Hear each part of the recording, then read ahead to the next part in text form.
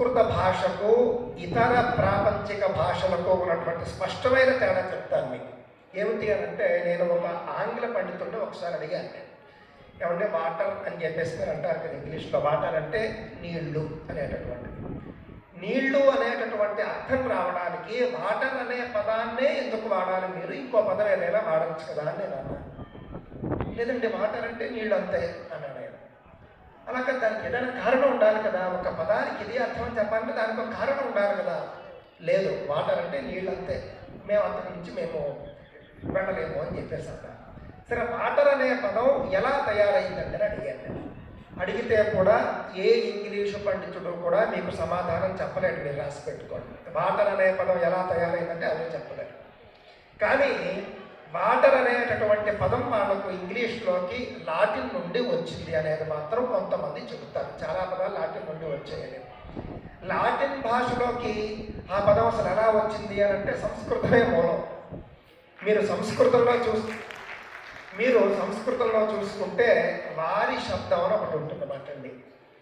ఏమండి, అది వారి, వారిని, వారిని అని నపుంసకలింగంలో అనుకుంటున్నాను ఆ యొక్క శబ్దం ఉంటుంది. వారి అంటే మీరు అని అర్థం మాటండి. కావున వారి, వారిని, వారిని అని సంస్కృతంలో ఉన్నటువంటి శబ్దం నుండి ఈ యొక్క వారి శబ్దం లాటిన్కి వెళ్ళి లాటిన్ నుండి ఆంగ్ల భాషలోకి వచ్చింది. ఆ విధంగా వారిని కాస్త వాటర్ అయ్యి ఈ రోజున మనం చెప్పుకుంటూ ఉన్నాం. ఇక్కడ కూడా ఉంది ఈ యొక్క వాటర్ మాట.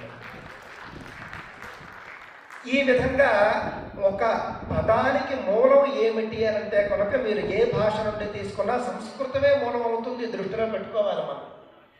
ఇంకొకటి చెప్తాను మీకు. వాహనం అంటాం. ఈ రోజున మనం అంతా కూడా వాహనం లేకుండా ఇక్కడికి మనం రాలేము. వాహనం అని చెప్పేసి మనం మన భాషలో అంటామండి, తెలుగులో అంటాం. సంస్కృతంలో కూడా వాహనం అనేటటువంటి అర్థం. ఇంగ్లీష్లో చూసుకుంటే ఏమంటారు? వెహికల్ అంటారు అన్నమాట. మళ్ళీ మీరు దాని అర్థం ఏమిటి, మూలం ఏమిటి అని చూస్తే వాహనం అనేటటువంటిది సంస్కృత శబ్దము. ఎందుకు సంస్కృత శబ్దం అయింది? అసలు వాహనం అనే పదమే ఎందుకు వాడాలి సంస్కృతంలో అంటే, వహతి అనేన ఇది వాహనం అని మీకు సంస్కృతంలో ఉంటుంది. వ్యుత్పత్తి అంటారు. ఈ పదం ఎందుకు రావాలి అని అంటే, వహతి అనేన ఇది వాహనం అంటే, వహతి అంటే ఏమిటి? బరువును మోస్తుంది కాబట్టి, దీనితో మనం బరువును మోస్తాం కాబట్టి ఇది వాహనం. ఆ విధంగా మీకు సంస్కృత శబ్దంలో మీకు శబ్దార్థం ఉంటుంది, వ్యుత్పత్తి ఉంటుంది. ఈ పదమే ఈ అర్థానికి ఎందుకు వాడాలి అని అంటే కనుక అది సంస్కృత ధాతువుల్లో ఉంటుంది. వహతి అనేనైతే వాహనం అనేటటువంటిది సంస్కృతంలో ఉంటుంది. సంస్కృతం నుండి లాటిన్కి వెళ్ళింది. లాటిన్ నుండి మళ్ళీ ఇంగ్లీష్కి వెహికల్ అని వచ్చింది. ఎలా వచ్చింది? సంస్కృతంలో వాహనానికి పర్యాయ పదం వాహకం కూడా ఉన్నది. వాహకం అంటాం మనం. చాలా సందర్భాల్లో మనం చూస్తే కనుక ఇవన్నీ కూడా రోగవాహకాలు అని వీళ్ళు మాట్లాడుతూ ఉంటారు. వాహకం అంటే ఏమిటండి? మోసేది, మోసుకుని వెళ్ళేది. బ్యాక్టీరియాని మోసుకుని వెళ్ళేది వాహకము అని అంటాం. ఆ విధంగా సంస్కృత వాహక శబ్దం నుండి వెహికల్ అనేటటువంటి ఇంగ్లీషు పదం వచ్చింది. కానీ వాళ్ళకి ఎందుకు వచ్చిందో కారణం తెలియదు. ఆ కారణం వాళ్ళకు తెలియాలంటే మళ్ళీ వాళ్ళు సంస్కృత భాషకు వాళ్ళు రావాలి. ఇది సంస్కృత భాష యొక్క గొప్పతనం. సంస్కృత భాష యొక్క పదాలన్నీ చరిత్రను మోస్తాయి, విజ్ఞానాన్ని మోస్తాయి. ఏ విధంగా అనంటే కనుక చెట్టు మొక్క అనేటటువంటిది ఉందండి. మీరు చూసుకుంటే కనుక సంస్కృతంలో చెట్టు లేదా మొక్కని పాదపహ అనే శబ్దంతో వాడతారు. పాదపహ అనేటటువంటి శబ్దం సంస్కృతంలో చెట్టుకు వాడతారు, మొక్కకు వాడతారు. ఎందుకు పాదపహ అనే పదం ఎందుకు వాడాలి అనంటే కనుక ఆ శబ్దం యొక్క వ్యుత్పత్తి చెప్తూ ఉన్నారు. పాదేన అంటే మూలేన, పాదేన మూలేన పిబతి రసాను ఇది పాదపహ అన్నారన్నమాట. అంటే పాదాలతో, తన మూలాలతో అంటే వేర్లతో నీళ్లు తాగుతుంది కాబట్టి దానికి పాదపము అని పేరు అని చెప్పేసి మనకి సంస్కృత నిఘంటువులు చెబుతూ ఉన్నాయి. తాజాగా 100 ఏళ్లకు పూర్వమో 200 ఏళ్లకు పూర్వమో ఫలానా సైంటిస్టు చెట్లు వేళ్లతో నీళ్లు తాగుతాయని చెప్పి కనిపెట్టాడండి అని చెప్పేసి ఎవరికో పేటెంట్ ఉంటుంది, ఎవరికో రష్యన్కో ఫ్రాన్స్ వాడికో పేటెంట్ ఉంటుంది. కానీ 5000 సంవత్సరాలకు వ్యాస మహర్షి 5000 సంవత్సరాల పూర్వమే రచించినటువంటి మహాభారతంలో మీరు చూస్తే కనుక ఆయన పాదపాహ అని చెప్పేసి 100 సార్లు ఆయన ఒక అధ్యాయంలోనే వాడినటువంటి సందర్భం ఉన్నది. ఆ విధంగా సంస్కృత పదాలు విజ్ఞానాన్ని మోస్తాయి, దృష్టిలో పెట్టుకోండి. చరిత్రను మోస్తాయి, దృష్టిలో పెట్టుకోండి. అంతేకాని సంస్కృతం అంటే ఒక భాష మాత్రమే కాదు. సంస్కృత భాష అంటే విజ్ఞానాన్ని మోసేటటువంటి ఒక అద్భుతమైన విశ్వ భాష అని చెప్పేసి కూడా నేను ఈ సందర్భంగా తెలియజేసుకుంటూ ఉన్నాను. చివరగా అండి ఒక అంశాన్ని నేను చెప్పి ముగించే ప్రయత్నం చేస్తాను. ఇంత గొప్పగా మీరు సంస్కృతం గురించి చెబుతున్నారు, చాలామంది చెబుతారండి, కానీ సంస్కృతానికి లిపి లేదు కదండి అని చాలామంది అంటూ ఉంటారు. సంస్కృతానికి లిపి లేదు, అందుకే సంస్కృత భాషకు మీరు దేవనాగరి లిపి వాడుకుంటున్నారు అని కొంతమంది అంటారు. ఎంత మూర్ఖత్వము, బుర్రుందా, బుద్ధుందా? దేవనాగరి లిపి సంస్కృతానికి, అసలు దేవనాగరి అంటే అర్థం ఏమిటి? ఈ బ్యాచ్కి తెలుసా అండి? అసలు దేవనాగరి అని అంటే దేవనగరంలో మాట్లాడేటటువంటి భాషకు లిపి అని అర్థం. దేవనగరంలో మాట్లాడే భాష ఏమిటి? సంస్కృతమే మళ్ళీ. కావున సంస్కృత లిపి వేరు, దేవనాగరి లిపి వేరు అని చెప్పేసి అబద్ధాలు మన నెత్తి మీద రుద్ది ఆ భాష వేరు, ఈ భాష వేరు అని చెప్పేసి చెప్పడం. వాళ్ళు దీనికి చెప్పేటటువంటి కారణాలు ఏవో చాలా హాస్యాస్పదంగా ఉంటాయి. చాలా కారణాలు. సంస్కృత భాషకు లిపి లేదు అనేటటువంటి వాదం ఎక్కడ ఎందుకు మొదలైంది అని అంటేనండి, మన సనాతన గ్రంథాలకు సంబంధించినటువంటి ఏవో కొన్ని ఆధారాలు దొరికినప్పుడు ఒకే లిపిలో దొరకలేదు, చాలా లిపిలో మనకు వైదిక గ్రంథాలు దొరుకుతూ వచ్చాయి. గ్రంథాలు అనేకం, లిపులు అనేకం, కానీ భాష మాత్రం ఒకటే. అంటే సంస్కృత భాషకు ఒక లిపి కాదు, అనేక లిపులు ఉండేవి అని మనకు అర్థమవుతూ ఉన్నది. ఆ విధంగా అనేక లిపులు ఉన్నాయి కాబట్టి ఏ లిపి సంస్కృతానికి కాదు, సంస్కృతానికి లిపి లేదుకోండి అని చెప్పాడు ఆవిడ. వచ్చి ఎంత దారుణం! మనం ఇప్పుడు చూసామనుకోండి, భగవంతుడికి సహస్రనామాలు ఉంటాయి, అష్టోత్తర శతనామాలు ఉంటాయి, దశ సహస్రనామాలు ఉంటాయి. భగవంతుడి గురించి చెప్పినప్పుడు వేదాంతులు చెప్తూ ఉంటారు, అన్ని పేర్లు ఆయనవే, కానీ ఏ పేరు ఆయనది కాదు. ఆయన నామం లేనివాడు, కానీ అన్ని పేర్లు ఆయనవే అని చెప్తారు. అదేవిధంగా సంస్కృత భాషకు కూడా అనేక లిపులు ఉన్నాయి. అందువల్ల మన వాళ్ళు ఏం చేశారు, ఏ లిపి లేదు పొండి బయటికి అని చెప్పారు. పురాతన సంస్కృత గ్రంథాల్లోనండి ఒక్కొక్క డిపార్ట్మెంట్కి కూడా ఒక్కొక్క లిపి ఉపయోగిస్తూ ఉండేవారు.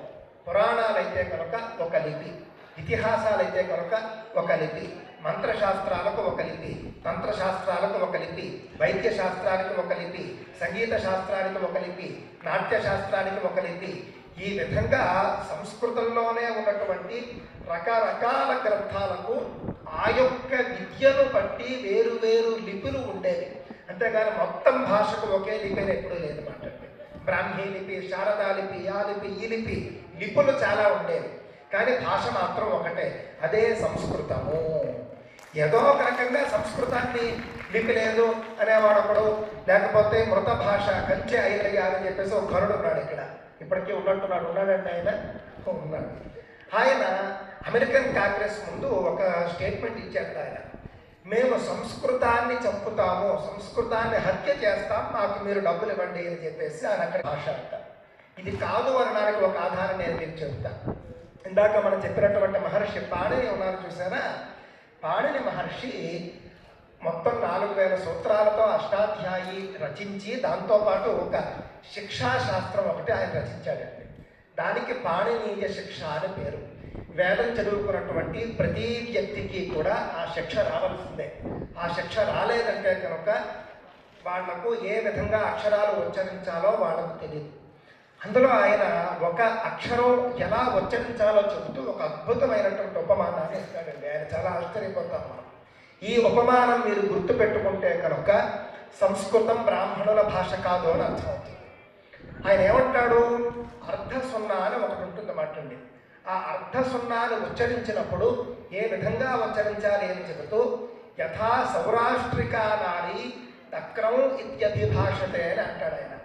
గుజరాత్లో, అంటే ఇప్పటి గుజరాత్లో, సౌరాష్ట్ర దేశంలో వీధుల్లో మజ్జిగ అమ్మేటటువంటి ఒక స్త్రీ తక్రం అని ఏ విధంగా అయితే గట్టిగా పలుకుతుందో ఆ విధంగా ఆ అక్షరాన్ని పలకాలి అని చెప్పేసి పాడిన మహర్షి శిక్షలోనే ఆయన రాసి నేటికి మనందరికీ బోధిస్తున్నారు. అంటే ఒక సాధారణ భారతీయ వీధుల్లో మజ్జిగ అమ్మేటటువంటి ఒక స్త్రీ నుండి మీరు అక్షరం ఏ విధంగా ఉచ్చరించాలో నేర్చుకోండి అని చెప్పేసి బ్రాహ్మణులకి ఆయన చెప్పాడు అని అంటే సంస్కృతం బ్రాహ్మణ భాష అయిందా విశ్వ భాష అయిందా ఒక్కసారి మీరంతా కూడా ఆలోచించారు. ఇది సంస్కృత భాష యొక్క గొప్పతనము అని చెప్పేసి నేను తెలియజేసుకుంటూ ఉన్నాను. దురదృష్టవశాత్తు అండి సంస్కృత భాషలో ఉన్నటువంటి చాలా గ్రంథాలు భాషాంతరాలకు వెళ్ళిపోయి దాని మూలం ఏమిటో తెలియక మనం అంతా కూడా బాధపడుతూ ఉన్నాం. పంచతంత్ర కథలు అని చెప్పేసి మనం అంతా కూడా చదువుకుంటూ ఉంటాం. చాలా ఉన్నాయి. అసలు సంస్కృత వాంగ్మయం ప్రపంచంలో అత్యధిక వాంగ్మయం కలిగినటువంటి భాష సంస్కృతం. నేటికి కూడా ఒకసారి మీరు లెక్క వేస్తే కనుక సంస్కృత భాషలో ఉన్నటువంటి అన్ని గ్రంథాల్లోనూ కూడా ఎన్ని శ్లోకాలు లేదా మంత్రాలు ఉన్నాయి అని అంటే కనుక కోట్లలో ఉంటాయి. దృష్టిలో పెట్టుకోండి, ఖచ్చితంగా కోట్లలో ఉంటాయి. ఎందుకు అంటే మీకు ఋగ్వేదాన్నే మనం చూసుకుంటే 10,000 మంత్రాలు సంహితలో ఉంటాయి. మళ్ళీ బ్రాహ్మణంలో చూసుకుంటే ఇంకొక 10,000, ఆరణ్యకంలో చూసుకుంటే 10,000, మహాభారతం 1,00,000, రామాయణం 25,000, అష్టాదశ పురాణాలన్నీ కలిపి మీకు మళ్ళీ దగ్గర మీకు 5 లక్షలు ఉంటాయన్నమాటండి. ఆ విధంగా మీరు చూసుకుంటూ ఉంటే లక్షలాది శ్లోకాలు ఉంటాయి. వాటికి భాష్యాలు చూస్తే నేను చెప్పిందంతా కూడా మూలం మాత్రమే, వాటి భాష్యాలు చూస్తే మనకు 50 లక్షలు ఉంటాయి.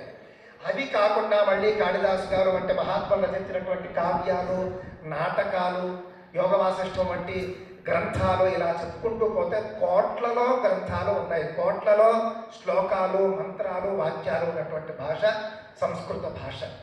అన్ని గ్రంథాలు, అన్ని వాక్యాలు విశ్వంలో ఏ భాషకు లేవు. అలా మనం చూసుకున్నప్పుడు సంస్కృత భాషనే విశ్వంలో అన్ని భాషల కంటే కూడా అత్యంత ప్రాచీన భాష అని మనకు అర్థమవుతూ ఉన్నది. ఇందులో ఎలాంటి సందేహం లేదు అని చెప్పేసి తెలియజేసుకుంటూ వీళ్ళు చెప్తారు. గూగుల్లో చూశారనుకోండి మీరు oldest language in the world అంటే ఏదో చెప్తాడు, సుమేరియన్ భాష అంటాడు, రెండోది తమిళం అంటాడు. ఆధారం ఏమిటట, ఆ గ్రంథాలు అత్యంత ప్రాచీనమైనవి దొరికాయి కాబట్టి అదే పాతది అని చెప్పేసి వాళ్ళు ఒక మంచి ఆధారాన్ని పట్టుకున్నారు. మన ప్రాచీన మహర్షులు ఎవరో కూడా మన యొక్క వాంగ్మయాన్ని గ్రంథాల రూపంలో వాళ్ళు ముందుకు తీసుకెళ్ళలేదు. అంతా కూడా గురు శిష్య సంబంధం, అంటే వోకల్ ట్రాన్స్మిషన్. ఆ విధంగా కేవలం వాక్కు ద్వారా మాత్రమే లక్షల ఏళ్ళు కాపాడబడి కలియుగం మొదలైన తరువాత మాత్రమే అక్షరబద్ధం చేయడం అనేది ప్రారంభమైంది. కాబట్టి సంస్కృత భాషకు సంబంధించినటువంటి గ్రంథాలు అంత పాతవి దొరక్కపోవచ్చు అనే అంశాన్ని కూడా మనం దృష్టిలో పెట్టుకోవాలి. ఇవన్నీ కూడా మన భాషని, మన ధర్మాన్ని కూడా ఇది చాలా తాజాది, ఈ మధ్యనే వచ్చింది అని చెప్పడం కోసం వాళ్ళు ఆడేటటువంటి నాటకాలు అనేటటువంటి అంశాన్ని కూడా మనం గట్టిగా దృష్టిలో పెట్టుకోవాలి. సంస్కృత భాషను మనం కోల్పోతే కనుక, మరచిపోతే కనుక మనం మన ధర్మంలో దాదాపుగా ఆత్మను కోల్పోయినట్టే అనే విషయాన్ని దృష్టిలో పెట్టుకుని సంస్కృతం గట్టిగా నేర్చుకుందాం, సంస్కృతం నేర్పిద్దాం, సంస్కృతాన్ని మరింత విశ్వవ్యాప్తం చేద్దాము అని చెప్పేసి నేను తెలియజేసుకుంటూ నా యొక్క ఉపన్యాసాన్ని ఇంతటితో ముగించే ప్రయత్నం చేస్తాను. స్వస్తి. बोलो भारत माता की, संस्कृत भाषा की। स्वस्ति।